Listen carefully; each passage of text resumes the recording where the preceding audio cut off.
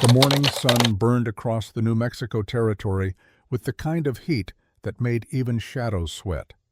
Silver Creek Trading Post sat at the edge of civilization, a weathered wooden structure that smelled of leather tobacco and broken promises. Inside, Ethan Mercer stood at the bar with his hat pushed back and his eyes fixed on nothing in particular. Samuel Chen wiped down the counter with practiced efficiency. The Chinese proprietor had seen enough lost men pass through his establishment to recognize the look. Ethan wore it like a second skin. "You all right, Mercer?"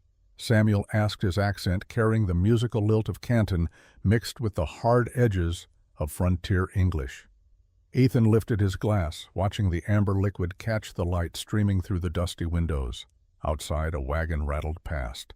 A child laughed somewhere distant, life continuing in its relentless march forward while he stood frozen in the wreckage of 4 years ago. "I'm fine, Samuel." The words came out rough sandpaper against stone. "Just thinking." Dangerous occupation for a man drinking whiskey before noon. A bitter smile crossed Ethan's weathered face. 36 years old, and he looked 50 in certain lights. Hard work and harder loneliness had carved deep lines around his eyes and mouth. His hands, calloused and scarred from ranch work, gripped the glass like it might anchor him to something real. "This ranch is too quiet," Ethan said more to himself than to Samuel. "Too empty." He drained the whiskey in one swallow, feeling it burn down his throat. "Reckon I need a wife more than I need another sunrise." The words hung in the air between them. Samuel paused in his cleaning, studying his customer with shrewd, dark eyes that had learned to read men the way others read books. "That's the loneliness talking." "Maybe." Ethan set the glass down with a dull thud. "But it's still the truth." He tipped his hat, and walked out into the blazing June morning. The heat hit him like a physical force. His horse, a patient bay mare named Copper, waited at the hitching post with the kind of resigned tolerance that came from knowing her master too well. What Ethan didn't see was the Apache woman standing near the supply shelves, her weathered hands sorting through bags of cornmeal with deliberate slowness. Ayanna had come to town for provisions, but she had lingered when she heard the white rancher's voice crack on those words. "I need a wife more than I need another sunrise." She turned those words over in her mind like stones in a river, feeling their weight and texture. Her daughter Takota waited outside with the horses strong and beautiful, and slowly dying inside from a grief no mother should watch consume her child. Ayanna made her decision in the space between one heartbeat and the next. 3 days later, Ethan stood at his broken fence line, hammer in hand, and sweat soaking through his shirt. The sun had climbed to its zenith, turning the desert into a shimmering ocean of heat and light. His cattle grazed in the near pasture, their lazy movements the only motion in an otherwise still world. He sensed them before he saw them. That prickling awareness that comes from living alone on the frontier, where survival depends on noticing what doesn't belong. Ethan straightened slowly, squinting against the glare. 2 figures approached from the east, walking with the kind of steady purpose that meant they had traveled specifically to find him. As they drew closer, details emerged from the heat shimmer. An older Apache woman in traditional dress, her gray hair braided with small beads that caught the light. Beside her, a younger woman moved with fluid grace, her dark hair falling past her shoulders in a single thick braid. Ethan's heart began to hammer against his ribs. Tension still simmered between settlers and Apache in many parts of the territory. He had always tried to live peacefully, had never raised a hand against any man without cause, but that didn't mean safety. History cast long shadows here. He removed his hat respectfully as they stopped before him. The older woman met his gaze with eyes that seemed to see straight through him, past skin and bone, to the broken places he tried to hide. "Mr. Ethan Mercer?" Not a question. A statement of fact delivered in careful English. "Ma'am?" He nodded to both women, keeping his hands visible and his posture open. "Can I help you?" The older woman studied him for a long moment. The younger one stood silent at her side, watching him with dark eyes that gave away nothing. She was beautiful in a way that made his chest ache, though he couldn't have said why. Something about the set of her shoulders, the intelligence in her gaze, the way she held herself like a weapon sheathed but ready. "I heard you say you need a wife." The older woman's voice carried the weight of absolute certainty. "My daughter Dakota would make an excellent partner for your ranch." The world tilted sideways. Ethan's mouth opened, but no sound emerged. He looked from the mother to the daughter and back again, searching for any sign of mockery or threat. Found neither. Just that same steady assessment, like they were examining a horse they might purchase. "Ma'am, He swallowed hard, found his voice hiding somewhere in his boots. "I meant no disrespect. That was foolish talk. Words spoken from the heart are never foolish." The older woman took a step closer. "Last winter, when your cattle broke through the fence onto our land, you came personally to apologize. You helped repair our water system when you had no obligation to do so. My people remember kindness, Mr. Mercer." The memory surfaced through his shock. A hard winter, desperately cold. His fence had given way under the weight of snow, and his panicked cattle had stampeded onto Apache grazing land. He had ridden out immediately, expecting conflict, and found instead a community struggling with a broken well system. He had spent 3 days helping fix it, working alongside Apache men who had every reason to distrust him. The older woman continued, her eyes never leaving his face.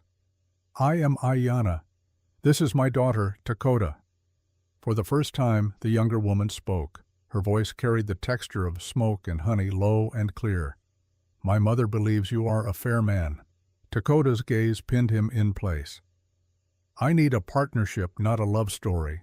Can you offer that direct, unflinching, no games or pretense?" Ethan felt something in his chest crack open just a fraction. He struggled to find solid ground in this conversation. "Why would you choose this? Choose me?" Dakota stepped forward, creating a triangle between the three of them. In the harsh sunlight, he could see the fine lines of grief etched around her eyes, the set of her jaw that spoke of someone who had survived something terrible. "Because I made a promise to someone I loved." Her words fell like stones into still water, creating ripples he could feel in his bones. "He wanted me to live, not just survive. Marrying you would honor his memory while building a future. This isn't about escaping. It's about choosing to try again." The honesty of it stole his breath. Here stood a woman who had loved and lost just as he had. But where he had retreated into isolation, she was reaching toward possibility. Ayanna spoke again, her tone gentler now.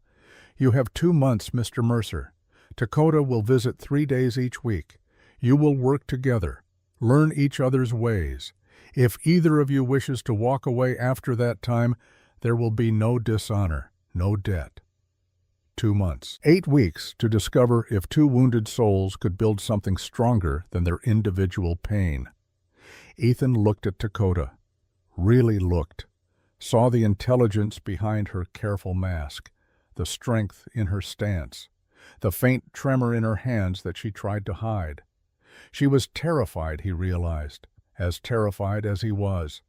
And yet here she stood offering partnership to a stranger because staying safe meant staying dead inside. "All right." The word escaped before his mind could catch up with his mouth. "Yes, I agree." Something shifted in Dakota's expression.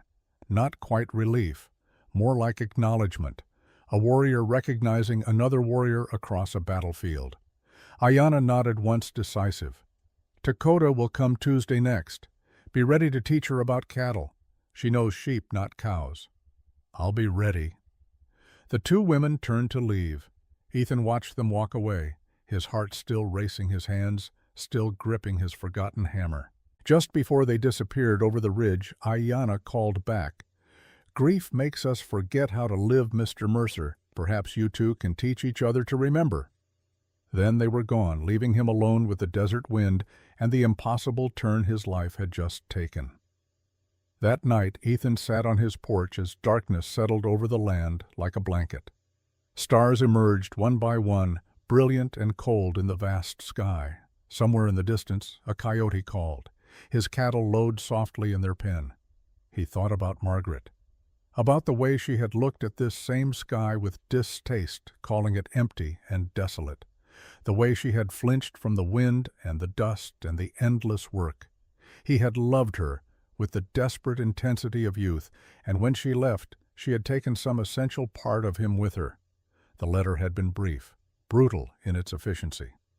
"Ethan, I can't do this anymore. The isolation is killing me. I'm going back east where I belong. Please don't follow me. We were a mistake. Margaret." 4 years ago, he had read those words until they burned into his brain, had searched for what he had done wrong, how he had failed. And in the searching, he had hollowed himself out, becoming more shadow than substance. But today, an Apache woman had looked at him and seen something worth partnering with. Her daughter had stood before him and spoken of choosing to live instead of merely surviving. Ethan pulled out his harmonica, running his thumb over the worn metal. Margaret used to hum along when he played. He lifted it to his lips and began a slow, mournful melody. The notes drifted across his empty ranch, carrying 4 years of loneliness and the first fragile thread of something that might be hope. Tuesday arrived with dawn breaking pink and gold over the eastern mesas. Ethan had been awake for hours, cleaning the house with a nervous energy he barely recognized. He had swept, organized, even attempted to cook something beyond his usual beans and salt pork. The results sat on his table looking deeply suspicious. When Dakota appeared at his gate, she rode alone on a paint horse, her posture easy and confident. She wore practical clothing, her hair braided tightly back, and carried a leather pack that looked well-traveled. "Good morning." Ethan stepped off his porch, wiping suddenly sweaty palms on his pants. "Good morning." She dismounted with fluid grace, then looked past him at his house. "You cleaned." Seemed appropriate. The corner of her mouth might have twitched, might have been the light playing tricks. "Show me your cattle operation." All business, no wasted words. "I know sheep, not cows." Relief flooded through him. Work. He understood work. Work made sense in ways emotions never had. They spent the morning walking his land. Ethan explained his grazing rotation, his breeding program, his plans for expanding his herd. Dakota listened with fierce attention, asking questions that revealed a sharp mind and a rancher's practical instinct. "Why do you keep the bulls separate?" she asked, studying his fenced pastures. "Safety, mostly. Bulls can be unpredictable, and it lets me control breeding timing." She nodded, filing that information away.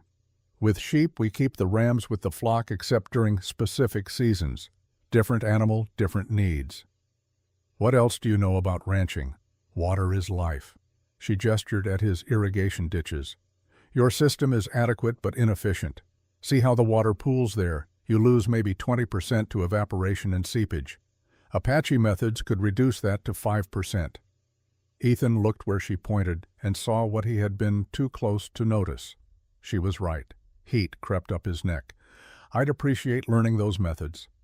"Then I'll teach you. Simple. Direct. Fair trade." By midday they had covered most of his grazing land. The sun beat down mercilessly. Sweat darkened both their shirts. When they reached the cattle pen, Ethan decided to demonstrate roping technique. "Watch the loop size," he said, building his lasso. "Too small and you miss. Too big and it tangles." He threw, catching a young calf clean around the neck. The animal bawled indignantly, but came along with minimal fuss. Ethan tied it off and turned to find Dakota watching with barely concealed amusement. "You try." He handed her the rope. What followed would have been painful if it hadn't been so absolutely ridiculous.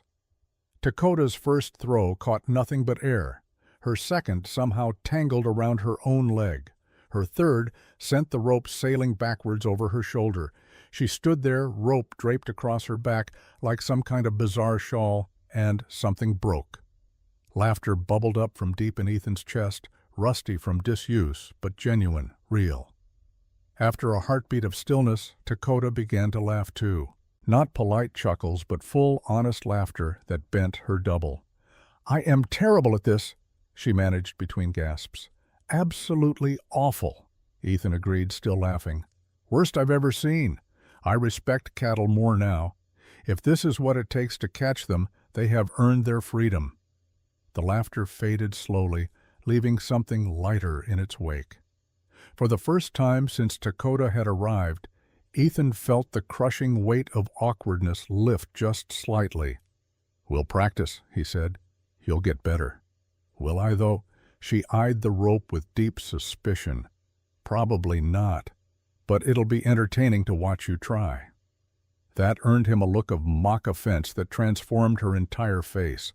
For just a moment he glimpsed who she might have been before grief carved its marks. Beautiful and fierce and alive. They worked until the sun began its descent, painting the sky in shades of orange and gold. As Dakota prepared to leave, she paused beside her horse. "Your ranch is good, well managed. You care for the land properly." "Thank you." The compliment meant more than it should have. "You have good instincts. You'll learn cattle quickly." She swung into her saddle with easy strength. "I'll return Thursday, same time." "I'll be here." Dakota gathered her reins, then hesitated. Today was not terrible. High praise indeed. "Don't let it go to your head, rancher." She rode away, her braid swinging with her horse's rhythm. Ethan stood watching until she disappeared over the ridge, aware that something had shifted. The day had started with strangers performing awkward theater. It ended with two people who had shared honest laughter and the beginning of mutual respect. Maybe Ayanna was right.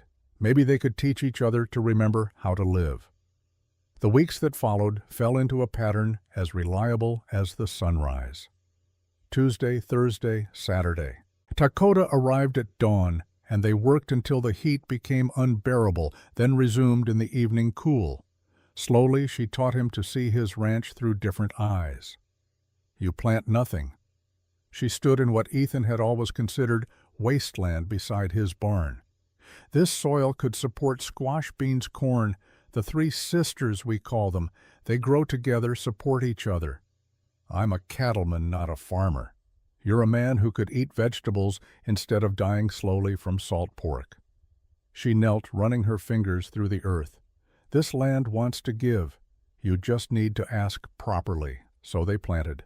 Ethan had never grown anything beyond a grudging kitchen garden, but under Dakota's patient instruction, neat rows began to emerge. She showed him how to build irrigation channels that wasted no water, how to companion plant to discourage pests, how to read the soil for what it needed. In turn, he taught her cattle, how to read their body language for signs of illness, how to trim hooves and check for parasites, how to move them without force using pressure and release the way one might gentle a wild horse. She learned quickly, her hands surprisingly gentle despite their calluses. They spoke little during work. Words felt unnecessary when actions communicated clearly. But in the evenings, sitting on his porch as the day's heat finally released its grip, conversation came easier. "Why ranching?" Dakota asked one evening, accepting the cup of coffee he offered. "You read books. Samuel says you were educated back east." Ethan settled into his chair, cradling his own cup. The question touched old wounds, but somehow with her it didn't hurt quite as much to answer. "My father was a rancher, small operation in Kansas. I grew up knowing cattle and land and hard work." He paused, watching the sky turn from gold to purple. "Went to school because my mother insisted. Studied agriculture business things that were supposed to make me a better rancher. Met Margaret there." Dakota said nothing, but her stillness invited him to continue. "She was everything I wasn't. Refined, educated, comfortable in drawing rooms and dinner parties. I thought if I could win her, it would prove I was more than just a dirt farmer's son." He laughed, but there was no humor in it. "Brought her out here thinking love would be enough. Turns out, love needs compatible dreams to survive." She left. 4 years ago, left a letter and disappeared back to Boston. He took a long drink of coffee, letting the bitter taste ground him. Haven't heard from her since. Got the divorce papers in the mail. Very civilized. Very final. The silence stretched between them, not uncomfortable, but weighted with understanding. His name was Neshoba. Dakota's voice came soft, almost lost in the evening breeze. It means wolf. He was strong and fierce and gentle all at once. We were going to marry, build our life together. Ethan waited, hardly breathing. A flash flood in the canyon 2 years ago. He was hunting with 3 others. They heard the children screaming from upstream where they had gone to play near the water. The other men ran to higher ground. Neshoba ran toward the sound. Her hands gripped her coffee cup so tightly Ethan worried it might shatter. He saved 2 children, got them to the rocks. The third was too far, too fast in the current. Neshoba went in after him. Her voice remained steady, but tears tracked silently down her cheeks. They found his body 3 days later. He still held that child, still trying to save him even in death. Dakota. Her name came out rough with shared grief. He was a hero. Everyone said so, but I was so angry. She finally looked at him, her eyes reflecting starlight and sorrow. Angry he left me. Angry he chose someone else's child over our future. Angry I couldn't be proud without also being devastated. That doesn't make you selfish. Makes you human. My mother says I've been surviving but not living. That Neshoba would hate to see me like this. She wiped her eyes with the back of her hand, impatient with the tears. That's why I agreed when she suggested coming here, because staying safe means staying dead inside. And I'm tired of being a ghost. The honesty of it cracked something open in Ethan's chest. Here in the growing darkness, 2 wounded people sat sharing their scars, and somehow that made them both a little less broken. I stopped playing music after Margaret left. He pulled his harmonica from his pocket, running his thumb over the worn metal. This was my father's. Music was the one thing he and I shared beyond cattle, but after she left, every song sounded like mourning, so I stopped. Play something now. Dakota, I don't think I can. Then play something you think you can't. Play something that hurts. Maybe that's what we both need, to hurt deliberately instead of accidentally. So Ethan lifted the harmonica to his lips and played. The melody came out rough at first, his technique rusty from years of disuse, but muscle memory took over. He played the song his father had taught him, the one Margaret used to hum, the one that carried joy and loss in equal measure. When the last note faded into the night, they sat in silence, broken only by cattle lowing in the distance and the eternal wind across the desert. Beautiful, Dakota whispered. Sad, but beautiful. Like a lot of things worth keeping. She turned to look at him fully, her face half shadow and half starlight. Thank you for sharing that. Thank you for asking. Something passed between them in that moment. Not love, not yet, but recognition. 2 people seeing each other clearly for the first time, scars and all, and choosing not to look away. The next Saturday, Ethan rode into town for supplies. Silver Creek Trading Post hummed with its usual activity. Settlers gossiped over fabric and flour. Apache families traded furs and crafts for needed goods. Samuel Chen presided over it all with the ease of a man who had learned to navigate multiple worlds. Mercer, Samuel greeted him with a knowing smile. Heard you've had company out at your ranch. Word traveled fast on the frontier. Ethan had expected this. Ayanna's daughter is learning cattle ranching. I'm learning Apache irrigation techniques. Fair trade. That what we're calling it? Samuel's eyes twinkled with humor. Trading Post wisdom says otherwise. Trading Post wisdom should mind its own business. Where's the fun in that?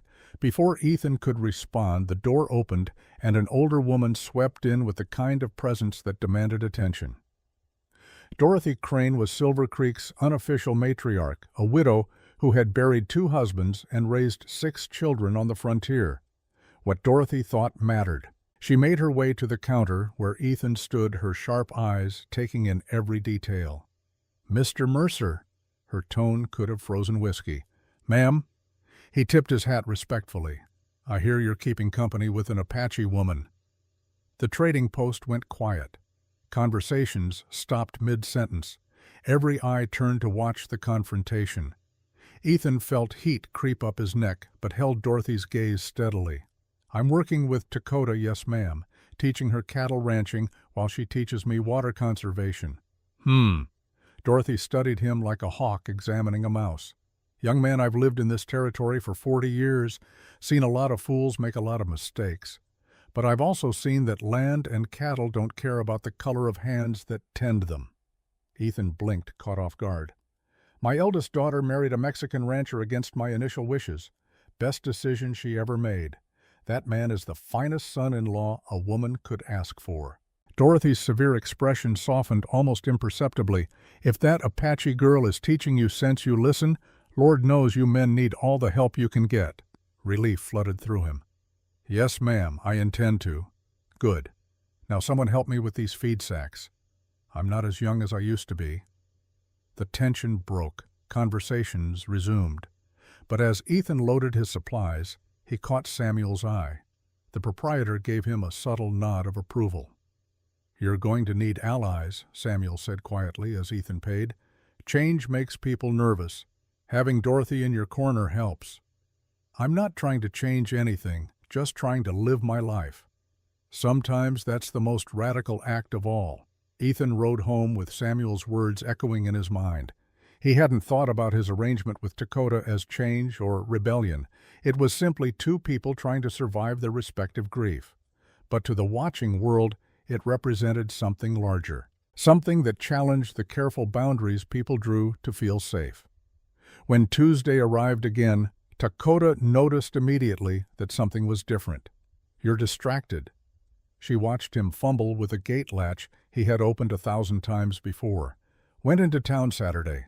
Dorothy Crane confronted me." Dakota went very still. "And she approves.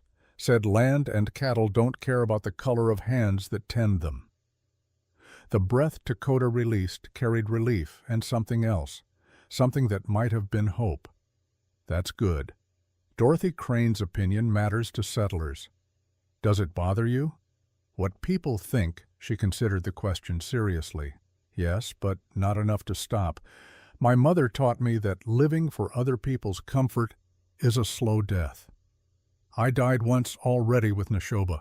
I won't die again for strangers' opinions." They worked in companionable silence after that, but Ethan found his attention drifting. Not away from the work, but toward his partner, the efficient way she moved, the intelligence in her eyes when she studied a problem, the surprising gentleness in her hands when she examined a calf for injury. When had she stopped being just Dakota, the Apache woman learning cattle? When had she become Dakota, this particular person whose thoughts he wanted to know, and whose smiles he found himself working to earn? Evening found them at their usual spots on the porch. The ritual had become comfortable, coffee conversation, and the endless sky performing its nightly transformation. "Tell me about your books," Dakota said, nodding toward the small shelf visible through his open door. "Not much to tell. Agricultural journals mostly. Few novels. Bible my mother gave me when I left home." "Do you read the Bible?" Honest question, deserving honest answer. "Used to. Haven't opened it in 4 years." "Why not?" Ethan struggled to articulate something he barely understood himself. "After Margaret left, I was angry. Angry at her, angry at myself, angry at God for not stopping it. Felt like if I opened that book, I'd have to confront all of that. Easier to just avoid it." Dakota nodded slowly. "I understand. After Neshoba died, I couldn't participate in ceremonies. Couldn't sing the songs or speak the prayers. It felt like betrayal, like if I acknowledged the Great Spirit, I would have to forgive him for taking Neshoba away." "Do you participate now?" "Some. I'm learning that faith isn't about understanding why terrible things happen. It's about choosing to believe meaning exists even when we can't see it." Her words settled into him like seeds in fertile ground. They sat in silence as stars emerged one by one, and for the first time in 4 years, Ethan felt the stirring of something that might be faith. The peace shattered 3 days later when the mail arrived. Ethan had ridden to the small postal station that served the scattered ranches in the area. Most weeks brought nothing more than agricultural circulars and occasional business correspondence. Today a cream-colored envelope waited with his name written in achingly familiar handwriting. His hands shook as he broke the seal. The letter inside was brief. Ethan, I'm in Santa Fe for the summer. We need to talk. There are things I never said that you deserve to hear. Please come. Margaret. The world tilted. 4 years of silence and now this. We need to talk. She couldn't possibly want reconciliation. Could she? Did he even want that anymore? When Dakota arrived that afternoon, she took one look at his face and knew. What happened? He handed her the letter without a word, watched her read it, watched emotions flicker across her features too quickly to identify. Will you go? Her voice came out carefully neutral. I don't know. He couldn't meet her eyes. Part of me says the past is dead and buried, but another part wants closure, wants answers. Dakota folded the letter carefully, handed it back. You should go. Dakota, I don't want you to think I'm abandoning our arrangement. I don't think that. She looked out across his land, her jaw set in that way he had learned meant she was fighting emotion. But I also know that until you face your ghosts, they'll haunt everything you try to build, including this. The wisdom in her words cut deep because she was right. Margaret's departure had carved a wound he had never allowed to properly heal. He had covered it over with work and isolation, but it festered beneath the surface, poisoning everything it touched. I'll go. The decision settled into his bones with the weight of necessity. But I'll come back. This matters, Dakota. You matter. She finally turned to look at him, her dark eyes searching his face for truth. Whatever she found there seemed to satisfy her because she nodded once, decisive. Then go with my blessing. Face what you need to face. And when you come back, we'll continue building something new. That evening, Ethan sat alone on his porch long after Dakota had ridden away. The harmonica rested in his hands, but he didn't play. Instead, he thought about the strange turn his life had taken. 2 months ago, he had been alone and hopeless, drinking away his pain in Samuel's trading post. Now he had a partnership that might be becoming something more, a community beginning to accept him again, and the ghost of his past summoning him to Santa Fe. Tomorrow he would ride north, would face Margaret and whatever truth she carried, would look his old wounds in the eye and see if they still had power over him. But tonight he sat beneath stars that had witnessed countless human dramas play out across this ancient land. He thought of Dakota's courage in choosing to live again, thought of Ayana's wisdom in bringing them together, thought of all the ways grief could either destroy or transform. Somewhere in the distance, a night bird called. His cattle settled into sleep with soft sounds of contentment. The wind carried scents of sage and possibility. Ethan lifted his harmonica and played. Not the sad song this time, but something new. Something that acknowledged pain, but reached toward hope. The notes drifted across his ranch, carrying a message to anyone who might be listening. I'm not done yet. The past wounded me, but it didn't kill me. And maybe, just maybe, the future holds more than survival. Maybe it holds something worth living for. The music faded into the vast New Mexico night. Tomorrow would bring its own challenges, but tonight, beneath infinite stars, Ethan Mercer allowed himself to believe that healing might actually be possible, that two broken people might teach each other to be whole again, that grief given time and courage could transform into something that looked remarkably like grace. Community integration deepens in the weeks following Ethan's return from Santa Fe. The choice he made, walking away from Margaret and toward Dakota, ripples outward through Silver Creek like stones dropped in still water. Thanksgiving approaches with the kind of nervous energy that comes when people attempt something that has never been done before. Ethan's proposal to host a joint harvest celebration between Apache and settler families is radical enough to spark heated debate in both communities. Mixing like that asks for trouble. One rancher grumbles at the trading post loud enough for everyone to hear. Keep things separate, keep things peaceful. That's how it's always been. Samuel Chen pauses in his restocking, turning to face the speaker with the kind of calm that comes from years of navigating prejudice. Trouble's already here, seems to me. Question is whether we face it together or let it divide us. Personally, I'm tired of division. The rancher has no response to that. He pays for his supplies and leaves, but the seed of doubt has been planted. Not everyone will come. Not everyone is ready. But Dorothy Crane proves decisive. She arrives at the trading post the next day with the kind of determination that has carried her through 40 frontier years. Ethan Mercer is hosting Thanksgiving dinner, she announces to the assembled shoppers, her voice carrying the weight of absolute authority. I'm attending. I'm bringing my famous apple pies, and anyone who objects is welcome to stay home and contemplate their own smallness. She sweeps out, leaving silence in her wake. Then slowly other settlers begin nodding. If Dorothy Crane endorses something, it carries weight.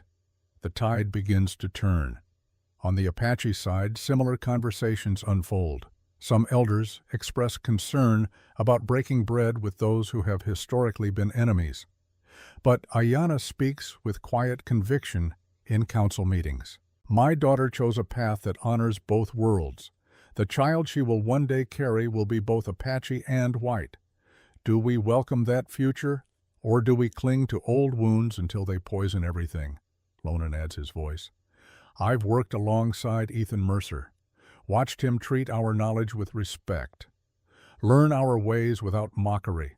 If more settlers were like him, we would have less conflict. Slowly, cautiously, both communities agree to try.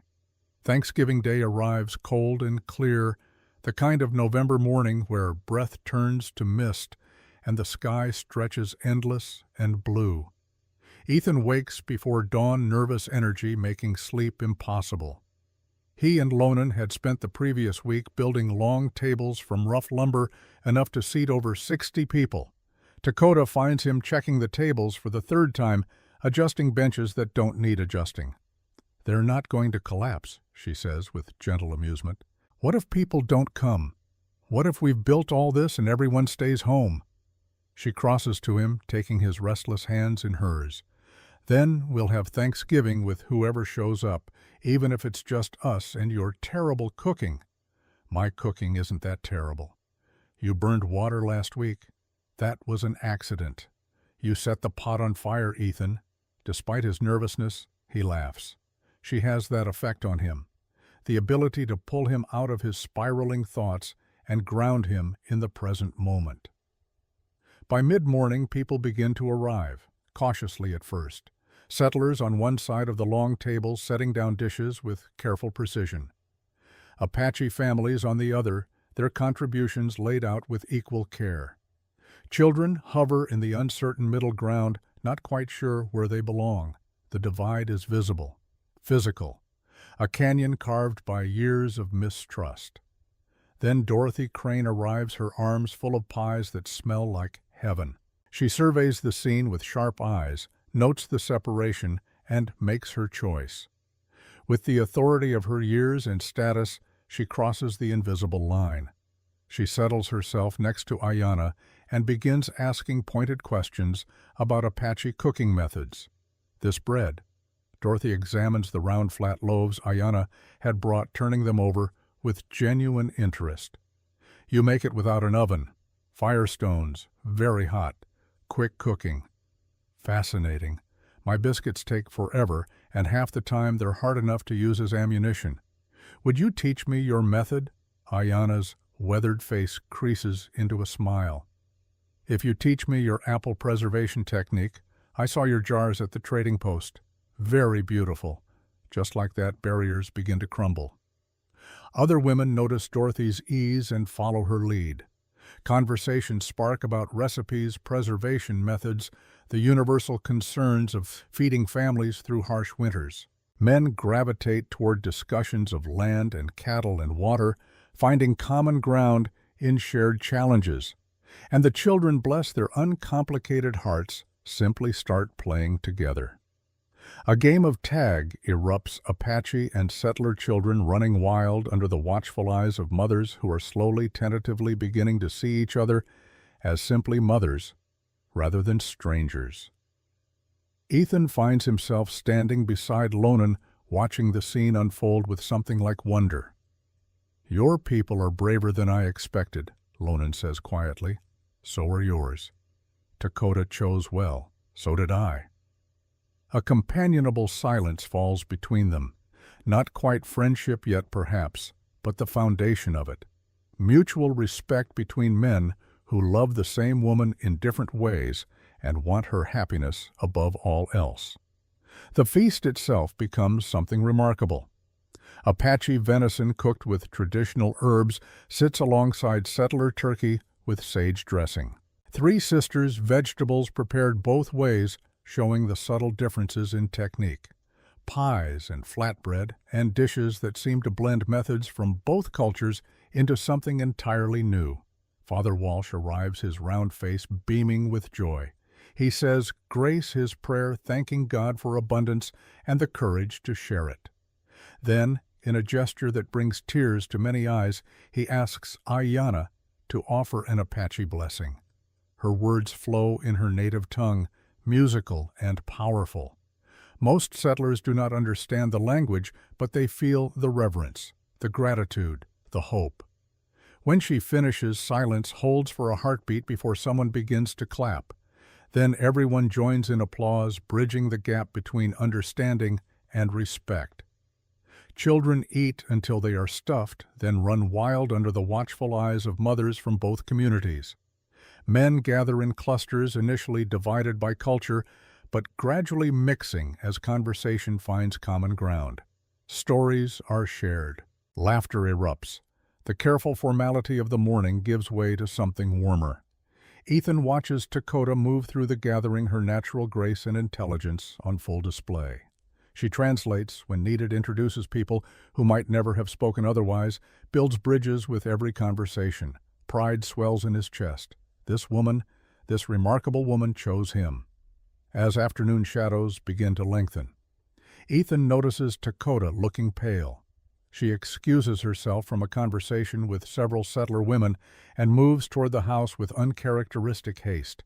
He follows concerned, finds her in the kitchen, gripping the counter with white knuckles, breathing carefully. "What's wrong?" "Nothing, just felt dizzy for a moment." But her face is too pale, her breathing too controlled. Ayanna appears in the doorway, her mother's intuition apparently sensing something amiss. She takes one look at Dakota, and understanding dawns in her eyes. "Ethan, would you give us a moment?" Not a request, a gentle command. He retreats to the porch, worry gnawing at him. Through the window, he can see Ayanna speaking quietly to Dakota, holding her daughter's hands. Dakota's expression shifts from confusion to shock to something that might be wonder. When they emerge 15 minutes later, both women have been crying. But these are not sad tears. "Ethan," Dakota's voice trembles slightly, "we need to talk, later, after everyone leaves." The rest of Thanksgiving passes in a blur. People begin departing as the sun descends, full of food and the tentative warmth of new connections. Samuel Chen raises his cup in a toast before leaving. "To the couple who taught us that different doesn't mean divided." Cheers rise from both sides. Dorothy hugs Dakota with surprising fierceness. Lonan grips Ethan's shoulder in what is clearly meant as brotherhood. Then finally everyone is gone. Ethan and Dakota sit on the porch as stars emerge overhead. She holds his hand tightly, as if anchoring herself. "I'm carrying your child." The world stops. Ethan hears the words but cannot quite process them. His mouth opens, but no sound emerges. "You're certain?" "My mother recognized the signs. The dizziness, the nausea I've been hiding. Other things." Dakota's hand moves to her still flat belly. "Very early still. Maybe 4 or 5 weeks. But yes, I'm certain." 4 weeks. A month. They have been together, truly together, for such a short time. And yet this feels simultaneously terrifying and absolutely right. "Dakota, He struggles to find words adequate to the moment. "I know this changes things," she says quickly, fear threading through her voice. "I know we haven't talked about the future beyond the 2-month trial. I don't expect you to feel trapped or obligated. I can raise this child with my people. You don't have to—" He stops her words with a kiss. Gentle, sure, full of commitment he is only now discovering he possesses. "This changes things," he says when they break apart, "because now I need to make this right. Need to make sure you and our child have everything you need. Protection, partnership, my name and my home and everything I can give you." Relief floods her expression so powerfully that fresh tears spill down her cheeks. "You're not angry, not afraid, terrified," he admits honestly, "but also happy. Is that allowed to be scared and happy at the same time?" A laugh bubbles up from her chest, half sob and half joy. "I think so. I've been both for hours." Ethan stands pulling her to her feet and into his arms. They hold each other as night deepens around them, two people who chose risk over safety and found themselves rewarded with unexpected grace. "We should marry," Ethan says into her hair. "Properly, both ways. Apache ceremony and church. Make it official before the baby comes." "The community." "The community will adapt. Dorothy and Samuel already support us. Father Walsh has been surprisingly progressive. We'll build bridges Dakota between your world and mine. Our child will be proof that it's possible." She pulls back to look at him, needing to see his face in the starlight. "You're sure this isn't just duty talking? I'm sure this is the best thing that's ever happened to me, even if it scares me senseless. I'm sure I want to build a life with you. I'm sure our child will be loved and raised to know both their heritage. Then yes, I'll marry you." They seal the promise with another kiss, deeper this time, full of commitment and hope and the sweet terror of stepping into an unknown future together. The next weeks bring change like summer storms, sudden and transformative. Word spreads through Silver Creek that Ethan Mercer and the Apache woman, Dakota, are expecting a child and planning to marry. Reactions vary from enthusiastic support to quiet disapproval, but the tide has turned. Dorothy Crane's vocal advocacy carries weight. Samuel Chen's respected neutrality helps, and slowly, carefully, the community begins to shift. Father Benedict Walsh proves himself an unexpected ally. The Irish priest meets with Ethan and Dakota in his small church office, his kind eyes crinkling with genuine warmth. "Marriage is a sacrament," he says in his musical brogue, "the joining of two souls before God. I see no reason the color of those souls should matter to the Almighty, though it seems to matter greatly to some of his children." "You'll perform the ceremony?" Ethan asked. "I'd be honored. And if you wish to incorporate Apache traditions, I'm willing to learn. God's love is bigger than any one culture's expression of it." Planning begins for late December, a Christmas wedding that will bring both communities together. A dual ceremony. Apache blessing at dawn, followed by Catholic Mass in the afternoon. A feast that will build on Thanksgiving's success. But one morning, while Ethan works on wedding preparations, Ayanna appears at his fence line. She dismounts with the ease of long practice, but her expression is serious. "We need to talk, Mr. Mercer." Something in her tone makes his stomach drop. "Is Dakota all right?" "The baby, both are well. This is about you." She studies him with those sharp eyes that seem to see straight through skin and bone. "You carry guilt. I've seen it since the day we met. The way you flinch when certain topics arise, the shame in your eyes when you look at our elders. What are you hiding?" Ethan's hands freeze on the fence wire. He had thought his past successfully buried. Apparently not deeply enough.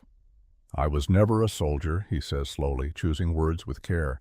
"Never fought in the Apache campaigns. But I wasn't always kind to your people either." "Go on." "In my younger days back east in school, I believed the lies others told. About Apache being savages, threats, less than human." The confession tastes bitter. "I said things I'm ashamed of now. Did nothing when I could have spoken up. Laughed at jokes that weren't funny, they were cruel." Ayanna's expression remains unreadable. When I came west and actually met Apache people, I realized how wrong I'd been, how poisoned by ignorance. But by then the damage was done. I can't take back those words, can't undo that harm. And now I know better. I'm trying to be better, but I don't know if trying is enough to make up for what I was. Ayanna is quiet for a long moment, her weathered face thoughtful. Then she places a hand on his shoulder. We all have pasts we regret. What matters is who you choose to be now. You chose my daughter. You chose our people. You worked to understand our ways. That choice speaks louder than old mistakes. Does Dakota need to know? Eventually, yes. Honesty between husband and wife is essential, but not today. Today you have a wedding to prepare for. Ayanna's grip tightens slightly. When you're ready, you'll tell her, and she'll forgive you because she already knows the man you are now. She sees your heart, Mr. Mercer. Trust that she sees truly. The weight that has been pressing on Ethan's chest since the engagement lifts slightly, not absolution exactly, but acceptance, room to grow into the man he wants to be. Thank you, he manages. Don't thank me, earn it. Every day earn the trust we're placing in you. I will, I promise. Ayanna mounts her horse with practiced ease. Before riding away, she looks back. One more thing, start calling me Ayanna. We're going to be family. Mr. Mercer and Ma'am are too formal for grandparents.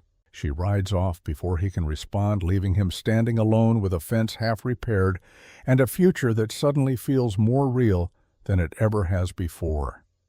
That evening, as Ethan sits with Dakota on their usual porch spot, he feels the weight of his conversation with Ayanna.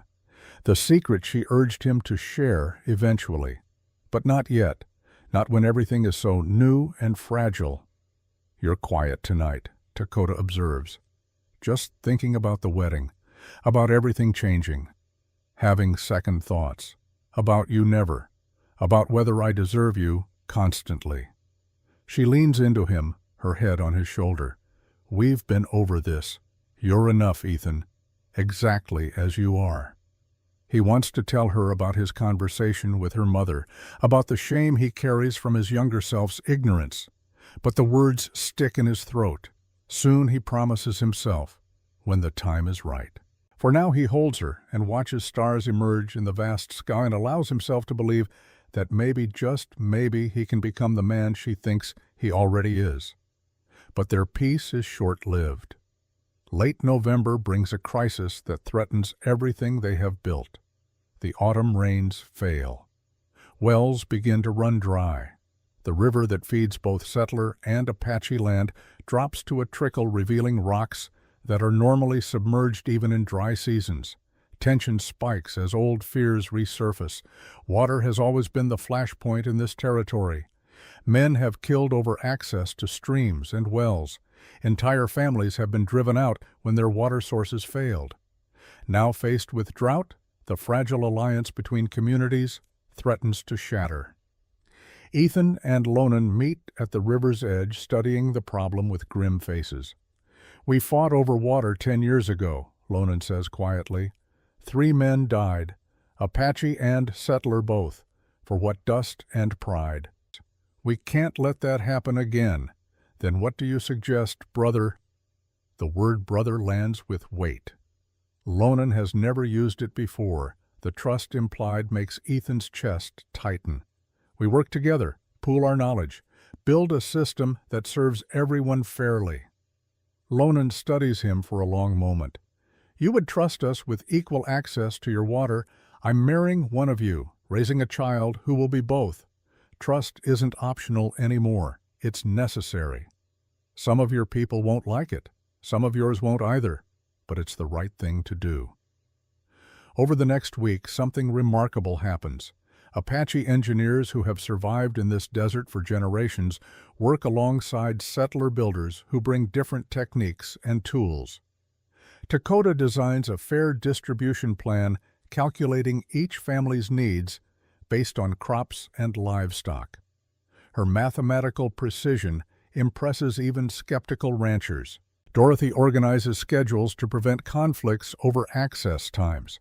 Samuel donates materials at cost refusing to profit from crisis. Father Walsh mediates disputes with patient good humor. The irrigation system that emerges combines Apache wisdom about water conservation with settler construction capability. A network of channels and small reservoirs that captures every drop of precious moisture and wastes nothing.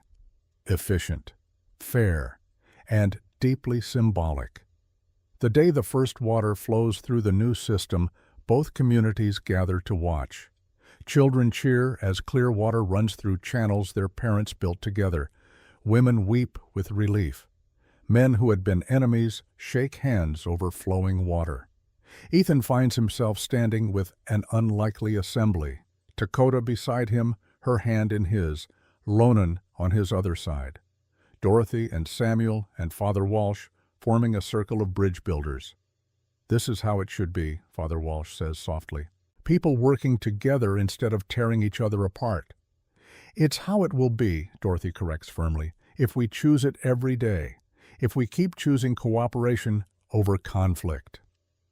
That evening, Ethan and Dakota sit on their porch watching sunset paint the desert in colors that seem impossible. Her hand rests on her belly, which is just beginning to show the first gentle curve of pregnancy. His hand covers hers, feeling the slight swell that contains their future. "Are you happy?" Dakota asks, her voice soft in the gathering dusk. The question echoes the one he asked Margaret in Santa Fe, but the answer is entirely different. "More than I knew how to hope for," he says honestly. "Scared, definitely. Uncertain about the future, but happy. Deeply, profoundly happy." "Good." She turns to face him. "Because I need to tell you something else." His heart skips. "What?" "I love you." The words come out simple and clear, like water flowing through desert channels. Not because of the baby, not because we're building something together. I love you, Ethan Mercer, the man who plays sad harmonicas and reads agricultural journals and teaches cattle with the patience of a saint. I love the way you see me, the way you make room for my strength instead of asking me to diminish it. Emotion clogs his throat. He swallows hard, finding his own truth beneath the layers of fear and doubt. "I love you too. Didn't know I still could after Margaret. Thought she broke that part of me permanently. But you taught me that love isn't one person or one chance. It's the courage to keep opening your heart even after it's been shattered." He pulls a small box from his pocket.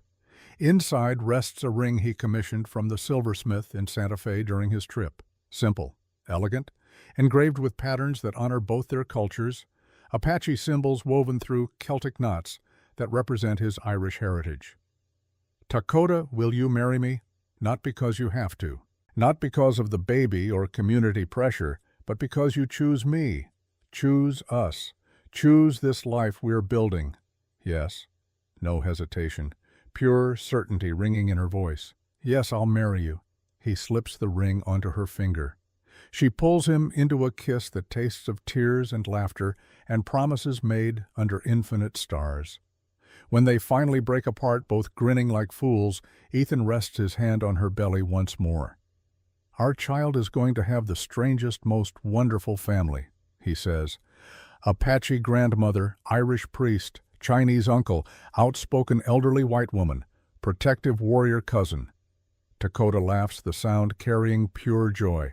"Definitely strange. Definitely wonderful." "Think we're ready for this?" "No, but I think we'll figure it out together, one day at a time, one choice at a time, one moment of courage at a time."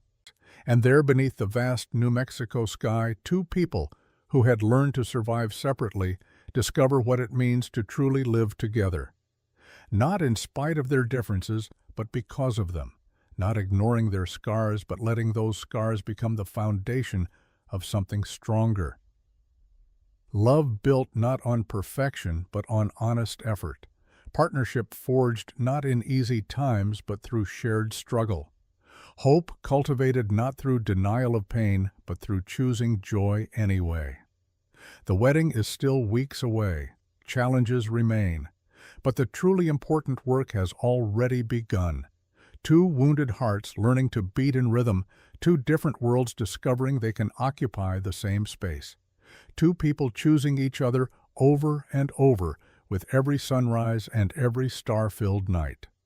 For Ethan and Dakota, that is more than enough. It is everything. December arrived with cold winds that swept down from the mountains carrying the promise of snow. Wedding plans consumed Silver Creek. Apache women worked alongside settler women, creating a dress that would honor both traditions. White lace from Santa Fe met intricate beadwork passed down through Ayana's family for 3 generations. The result was something entirely new, something that belonged only to Dakota. Ethan found himself in the unusual position of having opinions about flowers and food and seating arrangements. Samuel Chen took pity on him one afternoon at the trading post. "You look like a man facing execution rather than marriage." "Is there a difference?" Ethan managed a weak smile. "I'm terrified, Samuel. What if I fail her? What if I can't be the husband she needs? Then you'll wake up the next day and try again." Samuel's weathered face creased with wisdom earned through his own hard years. "Marriage isn't about perfection, my friend. It's about persistence, about choosing each other even when it's difficult, especially when it's difficult." Speaking from experience, I had a wife once back in China. She died during the crossing to America. I learned too late that what mattered wasn't the grand gestures. It was the small, daily choices, the 1,000 tiny ways you say, "You matter," without words. Ethan absorbed this feeling, the weight of it settled into his bones. "I'm going to mess this up, aren't I?" Repeatedly. As will she. That's the beauty of it. You get to forgive each other and start fresh every sunrise. The conversation brought comfort, but that comfort shattered 3 days later when a formal-looking rider arrived in Silver Creek carrying official correspondence. Territorial Governor Harrison Blackwell would be visiting the region on his annual tour. He had heard about the upcoming wedding between a white rancher and an Apache woman. He would be attending personally to ensure all legal proprieties were observed. Of us. Dakota's hand moved protectively to her belly, where the gentle curve of early pregnancy was just beginning to show beneath her dress. "What happens if he rules against us?"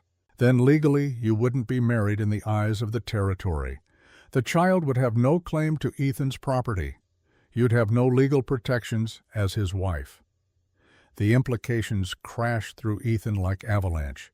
Everything they had built, the bridges between communities, the hope they represented, could be destroyed by one man's political calculations. When does he arrive? 3 days. He'll stay at the hotel, conduct his review, and make his determination before the wedding. "I'm sorry, Ethan. Dakota, I wish I had better news." That evening, Ethan sat on his porch with his head in his hands. Dakota settled beside him, her presence solid and steady, even as their world threatened to collapse. "We could leave," she said quietly. "Go somewhere the governor's authority doesn't reach. California maybe, or north to Canada. Run away, start over as fugitives from our own lives. If that's what it takes to protect our family." Ethan looked at her, seeing the fierce determination that had drawn him from the first. She would do it, would abandon everything to protect their child. The realization humbled him. "No," he took her hand. "We stay. We fight. We show him that what we built here matters, that love and partnership and bridge building between cultures is exactly what this territory needs. And if we lose, then we lose standing our ground together." News of the governor's visit spread through Silver Creek like wildfire. The community fractured along predictable lines. Some saw opportunity to end what they viewed as a dangerous precedent. Others rallied to defend the couple who had brought their divided town together. Dorothy Crane called an emergency meeting at her home. Ethan and Dakota arrived to find an unlikely assembly gathered in her parlor. Samuel Chen, Father Walsh, Lonan representing the Apache community, several prominent settlers, even a few who had initially opposed the marriage but had been won over by Thanksgiving's success. "All right, people," Dorothy's voice cut through the nervous chatter. "We have 3 days to prepare. The governor wants to make a political statement. We need to make a stronger one. Ideas. We could present testimonials, Samuel suggested, business owners attesting to the positive impact of increased cooperation, families speaking to improved relations. Documentation, added one of the settlers, a lawyer named Henderson. Show the legal framework that supports such marriages. There's precedent in other territories. Lonan spoke with quiet authority. My people will offer official recognition. Under treaty law, Dakota is Apache. Her marriage is protected by our sovereignty. If the territorial government won't honor it, the federal government must arbitrate. Father Walsh nodded enthusiastically. And I'll argue religious grounds. The church recognizes this union. Denying it challenges religious freedom. Dorothy surveyed her assembled troops with satisfaction. Good. We'll hit him from every angle. Legal, religious, economic, cultural. Make it politically costly to rule against them. Dakota cleared her throat. All eyes turned to her. I appreciate everything you're doing, truly. But I think the governor needs to hear from us directly, not lawyers or priests or community leaders. Just two people who chose each other and the life we're building. You want to address him yourself? Henderson looked skeptical. That's risky. One wrong word and you could make things worse. Or one honest word could make things better. Dakota's hand rested on her belly. This child deserves parents who stood up for their family, not parents who hid behind others. Ethan felt pride swell in his chest. She's right. We speak for ourselves. Show him we're not abstractions or political problems. We're people, real people, building a real life. The next 3 days passed in a blur of preparation. Letters were written, documents compiled, testimonials gathered. The Apache Council formally recognized the marriage and declared Ethan an adopted member of the tribe under Dakota's sponsorship. Father Walsh prepared theological arguments. Samuel organized a petition signed by every business owner in Silver Creek. But beneath all the activity, Ethan felt a growing sense of dread. What if none of it was enough? What if the governor had already decided and was simply going through the motions? The night before the governor's arrival, Ethan couldn't sleep. He sat on his porch in the freezing darkness, harmonica in hand, but unable to play. The music felt stuck somewhere inside him, trapped by fear. Can't sleep either. Dakota emerged from the house wrapped in a thick blanket. She settled beside him, and he pulled the blanket around them both. Thinking too much. About tomorrow. About everything we stand to lose. He stared out at the darkness. This ranch was supposed to be my refuge, place to hide from the world. Instead, it became the center of something bigger than myself, bigger than both of us. Do you regret it? Never. He turned to face her, needing her to see the truth in his eyes. Even if we lose tomorrow, even if the governor rules against us, I will never regret choosing you. Choosing us. Dakota leaned into him, her head on his shoulder. I'm afraid. Not of losing legal recognition. I'm afraid our child will grow up in a world that sees them as wrong, as a mistake. Then we'll teach them they're exactly right, that they represent the best of both worlds, that their existence proves love is stronger than fear. They sat in silence until the eastern sky began to pale with approaching dawn. Then, without words, they went inside together to prepare for battle. Governor Harrison Blackwell arrived at noon in a formal carriage, accompanied by 2 aides and an air of self-importance that preceded him like a herald. He was a man in his early 60s, well-dressed and carefully groomed. A politician's smile sat easily on his face, but his eyes remained calculating. The town had turned out to witness his arrival. Settlers on one side of the street, Apache families on the other, a physical representation of the division everyone hoped had been healing. Ethan and Dakota waited on the steps of Father Walsh's church, flanked by their assembled supporters. The governor's eyes passed over the scene, cataloging every detail.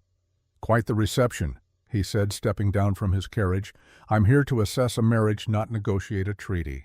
Dorothy Crane stepped forward, her spine straight and her voice carrying the weight of 4 decades on the frontier. With respect, Governor, you're here to determine if two good people deserve legal protection for their family. That's exactly like negotiating a treaty. It requires wisdom, compassion, and the courage to see beyond politics. The governor's smile tightened. Mrs. Crane, your reputation precedes you, as does yours. The question is which reputation each of us will earn today. Before the governor could respond, Dakota moved forward. Ethan matched her step for step until they stood before the most powerful man in the territory. Governor Blackwell, Dakota's voice carried clear and strong. Thank you for coming. We know your time is valuable. We'd like to speak with you. Just us. No advocates or lawyers. Just two people asking to be seen. The governor studied her with new interest. You're quite direct. I find it saves time and prevents misunderstanding. Something shifted in the governor's expression, a flicker of respect. Very well. Shall we speak in the church neutral ground? Father Walsh led them inside the small chapel. Afternoon light streamed through simple windows, painting the wooden pews in shades of gold. The governor settled in the front row. Ethan and Dakota stood before him, holding hands. Tell me, the governor began, why should I recognize a marriage that challenges centuries of cultural separation? What makes your union different from 1,000 other romances that crossed boundaries and ended in tragedy? Ethan felt Dakota's hand tighten in his. He drew strength from her touch and found his voice. Because we're not trying to erase our differences, sir. We're learning to honor them. Dakota hasn't stopped being Apache. I haven't stopped being a white rancher. We've both become something more by choosing each other. Pretty words, but I deal in legal realities, property rights, inheritance law, the practical implications of mixing bloodlines. Then consider this practical reality. Dakota's voice cut sharp and clear. My people were here first. This land was ours. Your people came and took it. Now you speak of law and property as if those concepts aren't built on stolen ground. The governor's eyebrows rose. Ethan's heart hammered, certain she had just destroyed their chances. But Dakota wasn't finished. I don't say this with anger. I state it as fact. The question before you isn't whether our marriage is legal. It's whether you will use law to divide or to heal, to punish or to protect. This child I carry will be both Apache and white. Denying them legal recognition doesn't erase their existence. It just condemns them to live without protection. Silence filled the chapel. The governor sat very still, his expression unreadable. You're right. His words came quiet but clear. Law built on injustice remains unjust no matter how many years pass. But tell me this. How do I know you're not simply romantics who will crash against the reality of your differences? I've seen it before. Passion fades. Resentment grows. Children suffer. You don't know, Ethan admitted. Neither do we. Marriage is a leap of faith for anyone. But we're not entering this blind. We've worked together, learned each other's ways, built something real before making promises. And we have community support. Dakota gestured toward the door. Settlers and Apache working together, children learning from each other, water systems built cooperatively. That didn't happen by accident. It happened because people chose bridge building over wall building. The governor stood walking to the window. He stared out at Silver Creek at the mixed crowd still waiting. I came here expecting to find a problem, a romantic folly that needed correcting before it set dangerous precedent. He turned back to face them. Instead, I find a community that's further along in healing old wounds than most places I visit. Tell me honestly, how much of that is because of you two? Dakota and Ethan exchanged glances. Some, Dakota said carefully, but mostly it's because people were ready. We just gave them permission to try. And you're willing to raise a child in the middle of that, to have them carry the weight of being a symbol. We're willing to raise a child who knows they're loved, Ethan said, who sees their mixed heritage as blessing, not curse. The symbol part they'll have to figure out for themselves. Another long silence. Then incredibly the governor smiled. A real smile, not the political mask. I think you're both either very brave or very foolish, possibly both. He moved back to the pew, gathering his coat. I came prepared to deny recognition, to make an example that would protect traditional boundaries. But sometimes the future arrives whether we're ready or not. Sometimes the law needs to bend to accommodate what's already real. Hope flickered in Ethan's chest, too fragile to trust. I'll be attending your wedding tomorrow, and I'll be bringing official documentation recognizing your marriage under territorial law. More than that, I'll be recommending to the legislature that we update our laws to provide explicit protections for families like yours. The governor extended his hand to Ethan, then to Dakota. Thank you for teaching an old politician that change doesn't always mean chaos. When they emerged from the church, the waiting crowd read the answer on their faces before anyone spoke. Cheers erupted from both sides of the street. Dorothy Crane actually wiped tears from her eyes. Samuel Chen grinned so wide his face looked ready to split. But it was Lonan who approached first, gripping Ethan's shoulder with the force of brotherhood. You stood firm, both of you. You honored your people and yourself. Welcome, brother. That evening, Silver Creek celebrated. An impromptu gathering filled the plaza. Food appeared from every household. Music played a strange but beautiful mix of Apache drums and settler fiddles. Children ran wild between the legs of adults who had stopped seeing each other as threats and started seeing neighbors. Ethan stood with Dakota at the edge of the celebration, watching their community come alive with joy. We did it, she whispered. We survived it, he corrected. Tomorrow we actually have to get married. Having second thoughts. Thousands. But none of them are about you. She laughed, the sound carrying pure happiness. Good answer, rancher. Christmas Eve dawned clear and bitterly cold. Stars still glittered in the pre-dawn darkness as Apache families gathered at the sacred site east of Silver Creek. Dakota stood wrapped in blankets, her breath making clouds in the freezing air. Ayanna approached through the darkness, carrying the ceremonial items needed for the blessing. Her weathered face glowed with pride and joy. Today, you join two worlds' daughter. Are you ready? As ready as I'll ever be. Good. Perfect readiness is an illusion. Courage in uncertainty is what matters. The sun broke over the eastern horizon, painting the desert in shades of gold and rose. The Apache ceremony began with the rising light, as tradition demanded. Lonan officiated, his strong voice carrying across the assembled witnesses. The ritual unfolded with ancient precision, blessing with sage smoke that curled into the morning sky. Prayers to the four directions honoring the spirits of earth and sky, ancestor and future. Gifts exchanged that carried meaning beyond their physical form. Ethan presented Dakota with a blanket he had woven himself under Ayanna's patient instruction. Every thread represented hours of learning, of fumbling attempts of determination to honor her culture through action rather than words. The pattern combined traditional Apache designs with something uniquely his own. Dakota's gift to him carried even deeper significance. The knife Neshoba had made beautifully crafted and well-balanced. She placed it in Ethan's hands with ceremony. My first love made this. He was a protector, a guardian. By giving you his knife, I pass that role to you, not to replace him, but to honor what he valued. Protect what I cannot protect alone. Guard what we're building together. Ethan's throat tightened with emotion. He understood the weight of what she offered. Trust, faith, the symbolic passing of one guardian's duty to another.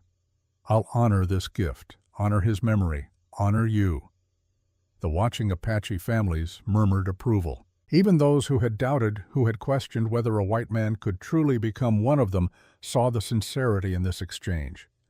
The ceremony concluded with Lonan binding their hands together with a length of woven cord. Two paths become one road. Two hearts beat as one drum.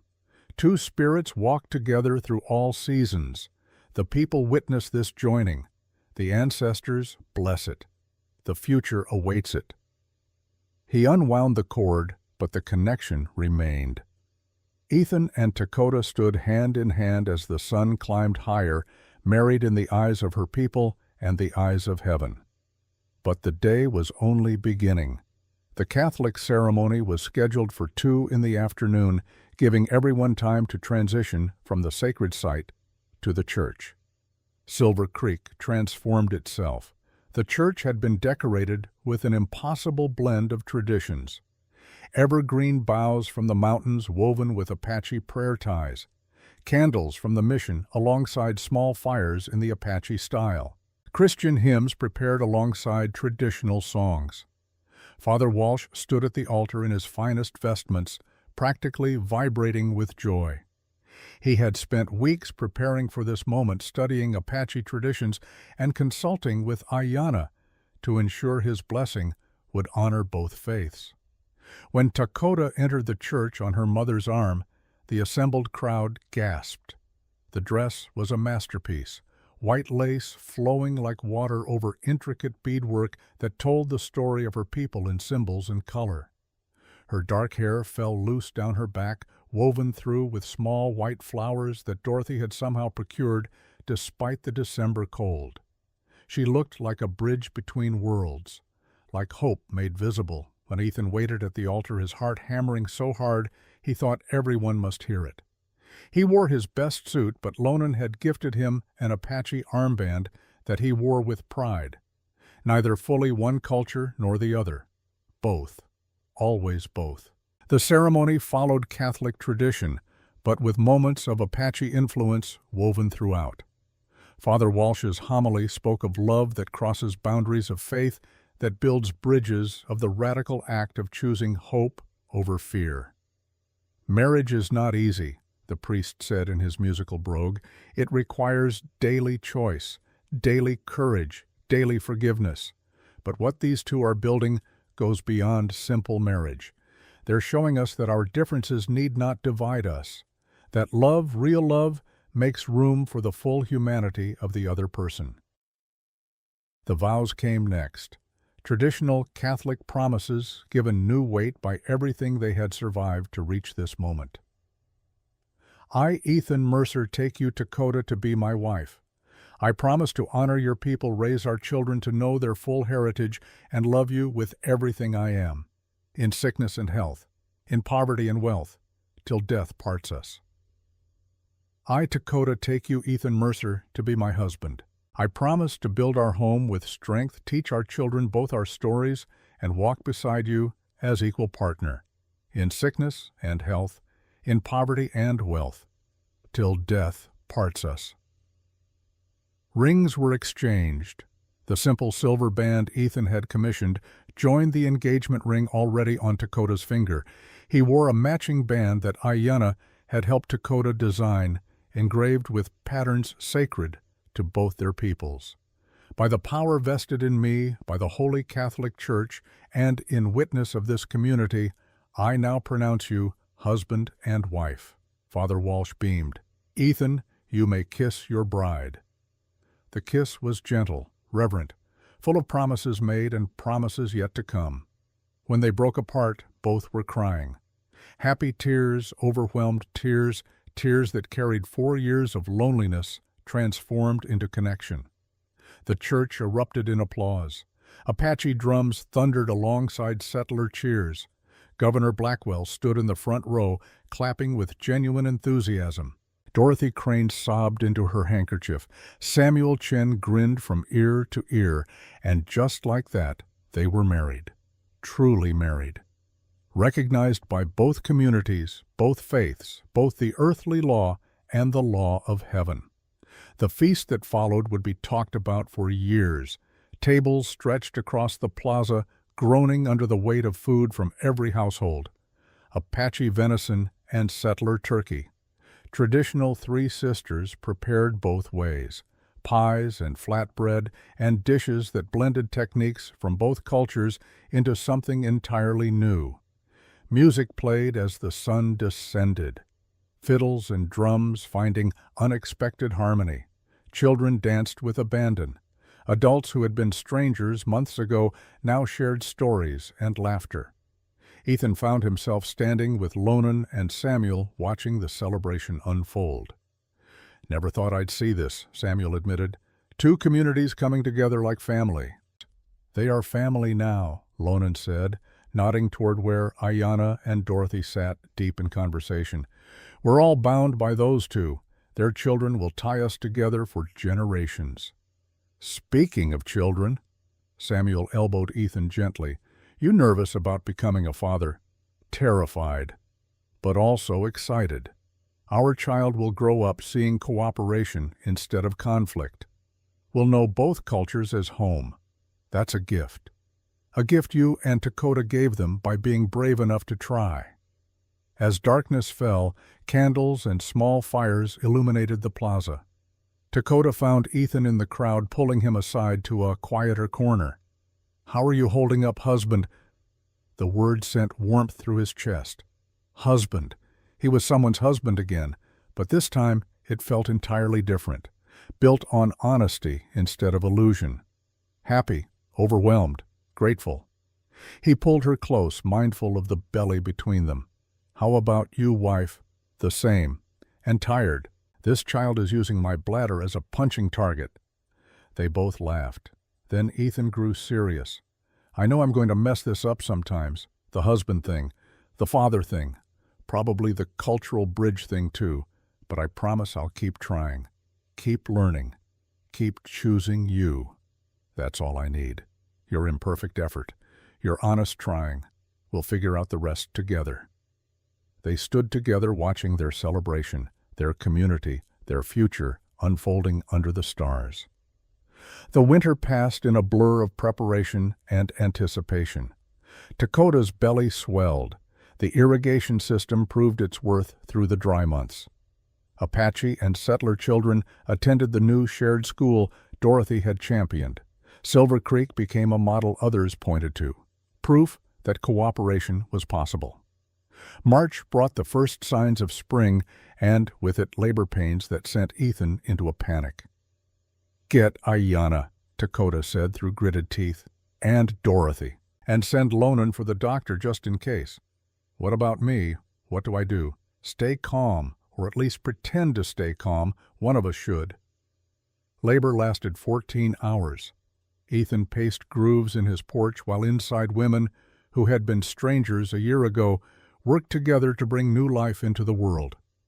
Ayanna's traditional knowledge combined with Dorothy's frontier experience. The doctor, when he arrived, found himself largely unnecessary, but appreciated the collaborative effort. When the baby's first cry split the March night, Ethan nearly fell over with relief. Dorothy emerged grinning. "You have a son, healthy, strong lungs, and your wife is asking for you." Ethan stumbled into the bedroom on shaking legs. Dakota lay propped against pillows, exhausted and radiant, holding a tiny bundle wrapped in the ceremonial blanket he had made. "Meet your son," she said softly. Ethan approached with reverence, hardly daring to breathe. The baby was perfect, impossibly small. Dark hair and skin that would clearly show his mixed heritage. When he opened his eyes, they were dark like his mother's, but something in the shape of his face echoed Ethan. "Nathan Nashoba Mercer," Ethan whispered, testing the name they had chosen, honoring both grandfathers, both heritages. "Welcome to the world, little one." The baby's tiny hand wrapped around Ethan's finger with surprising strength. In that moment, everything changed. Every fear about being a father evaporated, replaced by fierce protectiveness and love so profound it hurt. "He's perfect," Ethan managed through tears. "He's ours," Dakota corrected, "and he'll have the strangest, most wonderful family any child could ask for." Over the following months, that prediction proved absolutely accurate. Nathan Nashoba Mercer became the most doted-upon child in Silver Creek's history. Ayanna sang him Apache lullabies. Dorothy knitted him enough blankets to outfit an army. Samuel carved him toys. Father Walsh blessed him in the Catholic tradition, while Apache elders performed their own blessing ceremony. Lonan taught him to recognize bird calls before he could walk. The ranch prospered. The irrigation system Ethan and Dakota had helped design expanded to serve more families from both communities. The shared school grew, adding a second teacher. Dorothy's dream of full integration slowly became reality. Ethan's cattle operation thrived, benefiting from Apache knowledge about the land and water. Dakota's vegetable gardens produced abundance they shared with both communities. Their home became a gathering place, a physical representation of the bridge they had built. On Nathan's first birthday, both communities gathered for a celebration that had become traditional. The plaza filled with families from every background. Children played without caring about cultural boundaries. Adults who had been enemies now worked together on community projects. Governor Blackwell made a surprise appearance, bringing with him news that the territorial legislature had passed comprehensive protections for mixed families. He presented Ethan and Dakota with the first official certificate issued under the new law.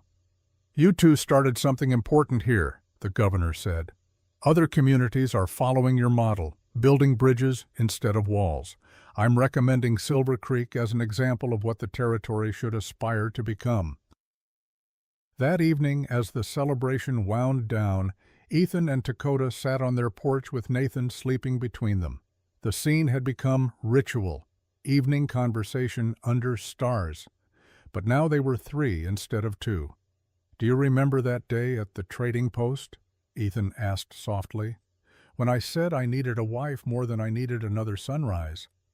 I remember Ayanna hearing it and getting that look in her eyes, the one that meant she was plotting something. "Best plot anyone ever hatched against me." Dakota leaned against his shoulder, careful not to disturb their sleeping son. "I was so angry at her at first. Thought she was trying to marry me off to get rid of me. Took me time to understand she was giving me permission to live again." "We gave each other that permission. You taught me that grief doesn't have to be the end of the story, that choosing hope over safety is the bravest thing we can do. And you taught me that love doesn't replace what we lost. It expands our capacity to hold both joy and sorrow together." They sat in comfortable silence as stars emerged overhead. Nathan stirred, making the small snuffling sounds babies make in sleep. Somewhere in the distance, music drifted from the plaza, mixed laughter, blended cultures. Hope made audible. Ethan pulled out his harmonica, the instrument that had stayed silent for so long after Margaret left. He played the new song he had been composing, not sad anymore, not quite joyful either, something richer. A melody that acknowledged pain, but celebrated the beauty that could grow from it. When the last note faded into the vast New Mexico night, Dakota turned to him. "Play it for him tomorrow, when he's awake. Start teaching him early that music can carry sorrow and joy at the same time. Just like life, just like love." Nathan woke, then his dark eyes focusing on his parents' faces. He didn't cry, just looked at them with the solemn wisdom babies sometimes seem to carry. Then his face split into a gummy smile that transformed his entire expression. Ethan's heart expanded to hold this new love, this impossible perfect child who represented everything they had fought for, every bridge they had built, every fear they had overcome.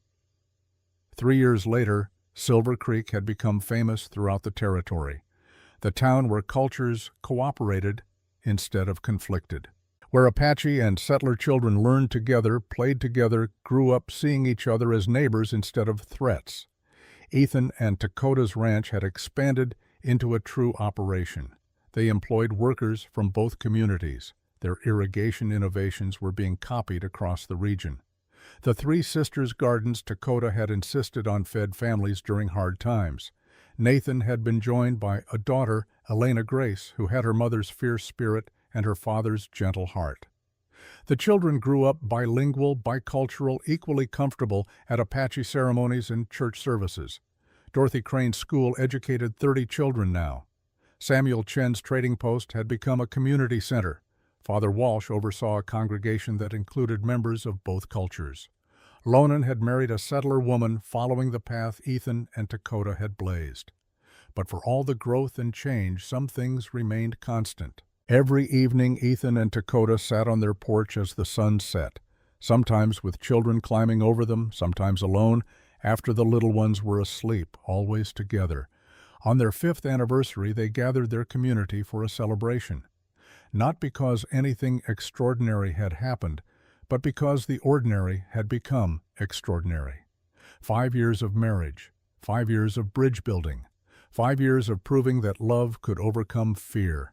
Governor Blackwell, now retired, attended with his wife.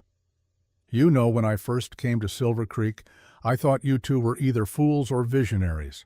Turns out you were both. The best kind of fools. The kind whose vision changes the world." As the party continued around them, Ethan pulled Dakota aside to the quiet spot by the river where he had proposed. "Any regrets?" he asked. She pretended to consider seriously. "Well, you still can't rope a calf worth a damn, and your Apache pronunciation makes children laugh." "I asked about regrets, not facts." Dakota smiled, rising on her toes to kiss him. "No regrets, not one. Only that I wasted 4 years being alone when I could have been looking for you. You weren't ready for me 4 years ago, neither was I ready for you. We both needed to break before we could rebuild into something stronger." The wisdom of her words settled into him. She was right. Everything, even the pain, had brought them to this moment, to this life, to this community they had helped create. "Come on," Dakota said, taking his hand. "Our children are probably terrorizing Samuel. We should rescue him." They walked back to the celebration hand in hand. Their community, their family, their home. Above them, stars emerged one by one in the darkening sky. The same stars that had witnessed countless dramas across this ancient land. Wars and peace, hatred and love, division and unity. Tonight, they bore witness to something simple and profound. Two people who had chosen each other across every boundary, who had built bridges where others saw only walls, who had proven that hope-given courage and community could transform not just individual lives, but entire worlds.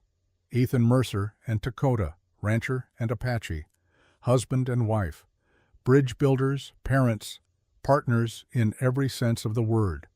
Their story would be told for generations, but the story itself mattered less than what it represented.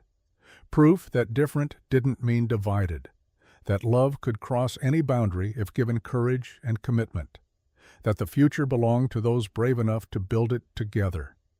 And as stars wheeled overhead in their eternal dance, as children laughed and communities celebrated, as two people who had found each other against all odds held hands beneath the vast New Mexico sky, the land itself seemed to whisper approval. Here, where two paths became one road, where two hearts beat as one drum, where two worlds learned to share the same home. Here was hope. Here was love. Here was everything worth fighting for. Here simply and profoundly was home. The end.